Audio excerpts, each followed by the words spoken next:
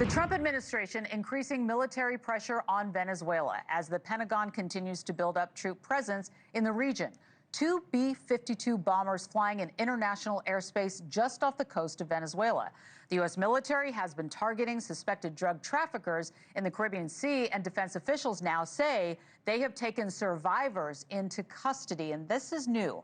NewsNation's Marcus Espinoza joins us with the latest details. All right, this is a rapidly moving story. What do we have? It sure is, Laura. Thank you. Yeah, a lot here new today. For the first time, a U.S. strike in the Caribbean has left survivors now in U.S. custody. Two people are being held on a U.S. Navy ship after being pulled from the water following a strike on a suspected drug boat off of Venezuela's coast.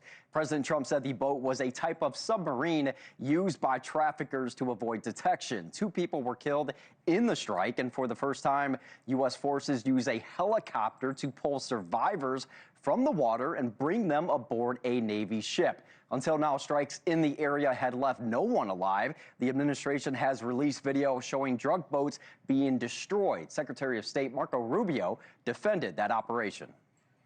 It's well known there's an ongoing narco-terrorist operation the United States has been conducting. And we're undertaking these operations against narco-terrorists. That's what these are. These are terrorists. Let's be clear. Now, when asked about Venezuela's president offering to share resources to try to ease tensions here, President Trump did not mince his words. He has offered everything. He's offered everything. You're right. You know why? Because he doesn't want to f around with the United States.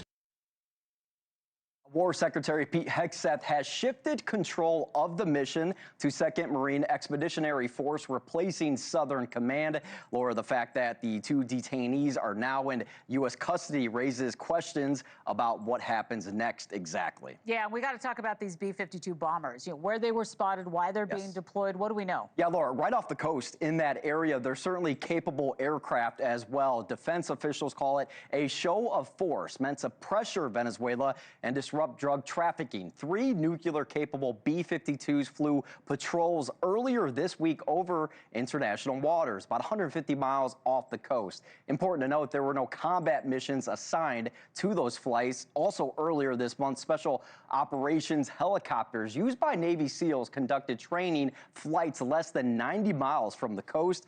Laura, still many questions remain about this operation, those 2 survivors, and what comes next. And then you also heard from the president. He may not drink, but he certainly doesn't mind a cuss word or two. Yeah. He's responding to things. Yeah, we carried that live yesterday. A lot of fire there. Definitely very interesting. Thanks for staying on top of it. Marcus Espinoza, thank you. Thank you for watching. Subscribe below and download our NewsNation app right now on your phone, and you will get fact-based, unbiased news for all Americans.